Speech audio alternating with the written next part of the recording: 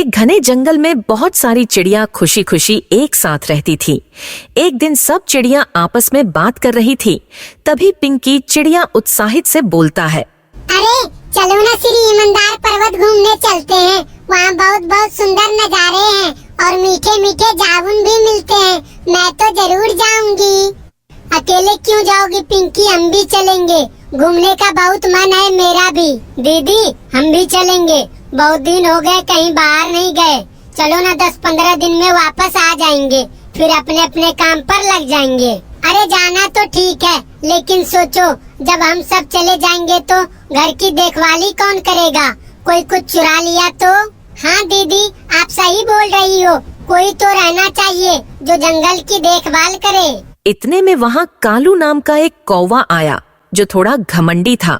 अरे सब लोग साथ बैठे हो, क्या बात हो रही है? हमको भी बताओ। हम श्री ईमानदार पर्वत घूमने का प्लान बना रहे हैं, लेकिन जंगल छोड़ने का डर है, कोई नहीं है ना देखने वाला। अरे इसमें क्या बड़ी बात है, कभी कभी घूमना भी जरूरी होता है। हाँ लेकिन जब हम सब चले जाएंगे तो घर और जंगल की सुरक्षा कौन करेगा? कालू कौवा मन में सोचता है। अरे जब सब चिड़िया चली जाएगी तो मैं जंगल बेच दूंगा और खूब अमीर बन जाऊंगा।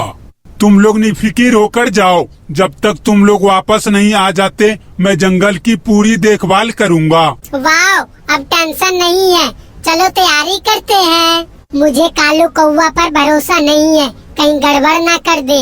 इतना मत सोचो कोमल, सब ठीक हो जाएगा। सभी चिड़िया तैयार हो जाती हैं और जाते वक्त कालू से विदा लेती है। बाय बाय कालू भैया, 20 दिन के बाद मिलते हैं। ठीक है, आराम से घूमो, मैं यही हूँ। जैसे ही सब चिड़िया चली जाती है तभी कालू कौवा उड़कर शहर जाता है और एक लालची व्यापारी से मिलता है। मुझे पूरा जंगल बेचना है और पेड़ पौधे सब कुछ 15 दिन में साफ हो जाना चाहिए। हमें तो ऐसा ही मौका चाहिए, हम आज ही मजदूर को भेज देते हैं। ठीक है, लेकिन कीमत 17 लाख होनी चाहिए। ठीक है डन, हम आज ही इस काम शुरू करते हैं। 10 दिन में जंगल पूरी तरह साफ हो जाता है। व्यापारी पैसा लेकर चला जाता है और कालू खुशी से झूम उठता है। अब तो मैं अमीर हूँ, सभी चिड़िया आएगी तो मैं बहाना बना दूंगा। 4 दिन बाद चिड़िया घूमकर वापस आती है और जब उजड़ा जंगल देखी है तो सब फूट फूट कर रो पड़ती है। मेरा घर सब कुछ चला गया। मैंने पहले ही कहा था कालू कौवा पे भरोसा मत करो, उसी ने सब कुछ किया है।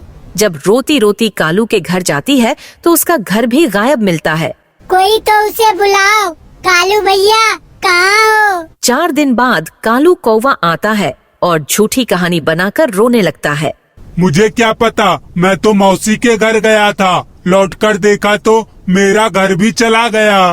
कोई बात नहीं भैया, अब जो होना था वो हो गया। चलो हम नया घर बनाएंगे।